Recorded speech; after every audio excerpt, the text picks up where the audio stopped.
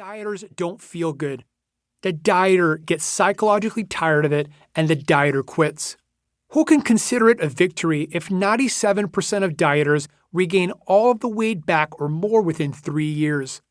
Then the dieter looks for the next dieting tribe to join, and they rinse and repeat.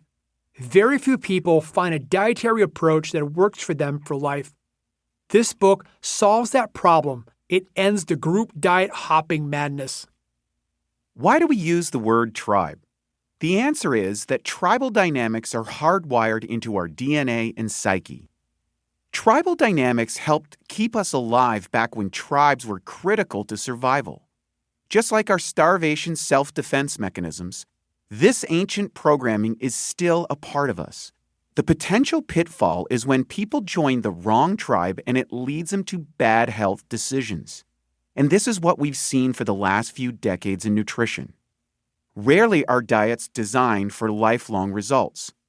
Neither do they take into account the root causes that led you to gain weight or become unhealthy in the first place. The failed results are never advertised. Every diet that creates caloric deficits will produce some results, at least in the short term. Can people lose weight eating Twinkies and McDonald's? The answer will surprise you. Find out in Chapter 2 why every diet works. For a while. Every diet typically produces results across a bell curve. Its marketers will focus on and showcase the small minority of elite success stories at the end of the bell curve and avoid discussing the failures. The top 3% of dieters who achieve extraordinary results become the loudest advocates of the new magic diet, and this is used to advertise it. They believe that this diet is the answer for everyone and become strongly biased against all other diet philosophies.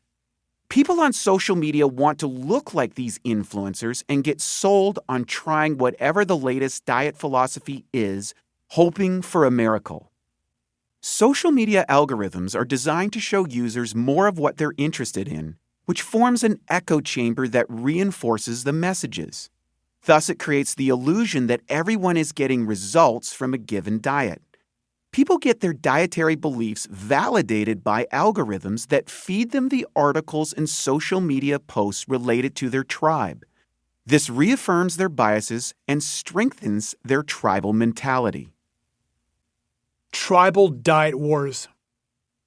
The nature of the human psyche is to want to belong to a group, such as a family or other tribes.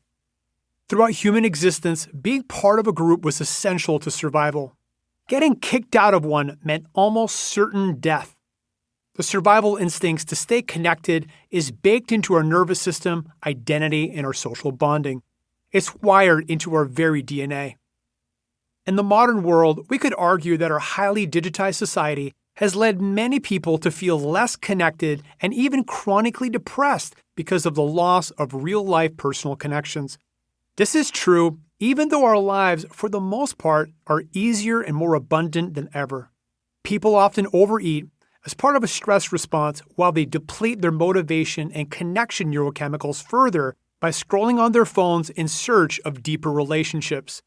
The need to belong to a group is a powerful driver of our behaviors, and it's no less prevalent in the many diet tribes that have emerged in the last few decades. Diet philosophies have become a new reason to join groups.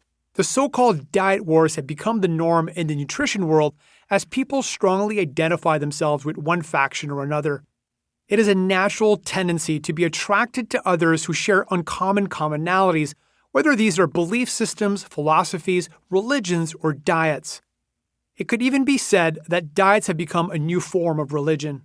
People adhering to a diet are respected, while those falling off the wagon are deemed sinners. Dietary zealots attack other dietary factions on social media. Diet leaders gaslight other diet leaders and try to convince everyone that their way is the one true way. Sound like a cult yet? Keto zealots attack vegetarians, vegan zealots attack paleo, and carnivores attack plant eaters. Dietary warfare is waged on the web and group members get caught in the drama. Groups are no longer local thanks to the power of the internet. People join communities of fellow diet devotees that give them a sense of group belonging and something to fight for. Social media strengthens